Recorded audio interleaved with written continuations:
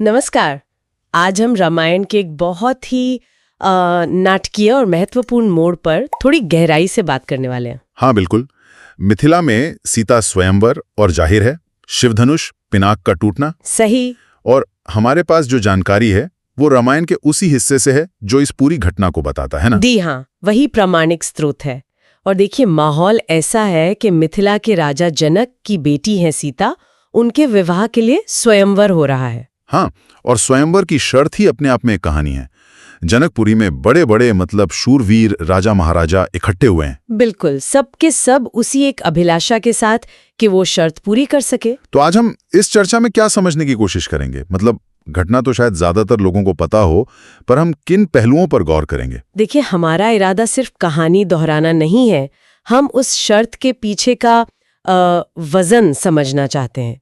ये जो शिव धनुष था, पिनाक, हाँ, इसे उठाना और इस पर डोरी चढ़ाना, प्रत्यंचा चढ़ाना, ये कोई मामूली बात नहीं थी। अच्छा। स्रोत बताते हैं कि ये सिर्फ भारी नहीं था, ये एक तरह से क्या कहें, एक स्थापित शक्ति का प्रतीक था। अच्छा। जिसे हिलाना भी लगभग नामुमकिन माना जाता था। तो हम देखेंगे कि श्रीराम के आने से ये सब कैसे बदल गया। तो ये शर्त वाकई असाधारण थी। जरा सोचिए, स्रोत बताते हैं कि एक के बाद एक कितने ही महाबली राजा आए होंगे। हाँ, पूरी शक्ति लगा दी होगी। पर धनुष, वो तो टस से मस नहीं हुआ। दरबार में कैसी मतलब एक निराशा सी फैल गई होगी ना, शायद थोड़ी हताशा भी। बिल्कुल बिल्कुल, एक भारीपन आ गया था माहौल में। कई योद्धा तो जैसा वर्णन है अपमानित सा महसूस करके लौट गए। और ठीक इसी वक्त जब सब उम्मीद हार चुके थे, तब गुरु विश्वामित्र जो राम और लक्ष्मण को साथ लाए थे, उन्होंने राम को इशारा किया।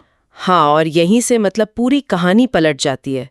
स्रोत इस बात पर जोर देता है कि राम बहुत सहज भाव से आगे बढ़े। सही कहा। कोई दिखावा नहीं, कोई दंभ नहीं कि मैं ये कर दूंगा। ये सहज भाव क्या है? क्या ये सिर्फ शारीरिक बल था या कुछ और गहरा मतलब है इसका? ये बहुत अहम नुक्ता है।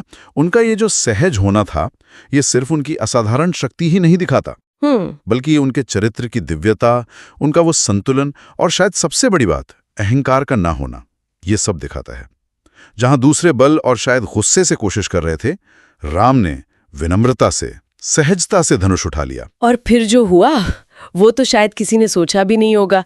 शर्त तो प्रत्यंचा चढ़ाने की थी। हाँ, पर जैसे ही उन्होंने धनुष को झुकाया डोरी चढ़ाने के लिए, स्रोत कहता है कि वो भयंकर आवाज के साथ 2 टुकड़ों में टूट गया। बिल्कुल। ये किसी ने उम्मीद नहीं की थी और इसने पूरी घटना को एक अलग ही मतलब दे दिया। हाँ, क्योंकि शर्त तो पूरी हो ही गई थी उठाने से, पर टूटने का क्या मतलब? इसका मतलब था कि राम की जो शक्ति थी वो उस धनुष की सीमा से भी कहीं ज्यादा थी। ये सिर्फ शर्त जीतना नहीं था, ये एक तरह से उस पुरानी अचल मानी जाने वाली शक्ति का अंत था। अच्छा। दरबार में तो जैसे पहले आश्चर्य, शायद थोड़ा डर भी लगा उस आवाज से, और फिर खुशी की लहर दौड़ गई। राजा जनक, उनकी खुशी और राहत का तो कोई ठिकाना ही नहीं रहा होगा। बरसों की प्रतिज्ञा पूरी हुई थी। बिल्कुल, उन्होंने तुरंत घोषणा कर दी कि सीता का विवाह राम से ही होगा। और फिर सीता जी ने आगे बढ़कर श्रीराम के गले में वरमाला पहनाई। अयोध्या और मिथिला दोनों जगह उत्सव शुरू हो गया होगा। हाँ, तो अगर हम इसका सार देखें तो ये घटना सिर्फ एक शादी की तैयारी नहीं है। पिनाक का टूटना असल में श्री राम के धरती पर आने के मकसद का एक बड़ा इशारा था। ये दिखाता है कि वो पुरानी व्यवस्थाओं को, पुरानी शक्तियों को चुनौती देने आए हैं और एक नए धर्म युग की स्थापना करने। हाँ, कह सकते हैं। तो धनुष का टूटना सिर्फ शक्ति परीक्षण नहीं, बल्कि एक युगांतरकारी, मतलब युग बदलने वाली घटना का प्रतीक बन गया। यानी ये सिर्फ सीता के लिए सही वर चुनने की प्रक्रिया नहीं थी, बल्कि एक बड़े कॉस्मिक लेवल पर बदलाव का सिग्नल था। बिल्कुल, राम ने न सिर्फ शर्त पूरी की, बल्कि भविष्य की दिशा भी तय कर दी एक तरह से। और इसी भविष्य की तरफ इशारा करते हुए स्रोत के अंत में एक बड़ा ही दिलचस्प मोड़ आता है ना? हाँ, वो है परशुराम का आगमन। ठीक उसी समय। हाँ, ये बात गौर करने वाली है।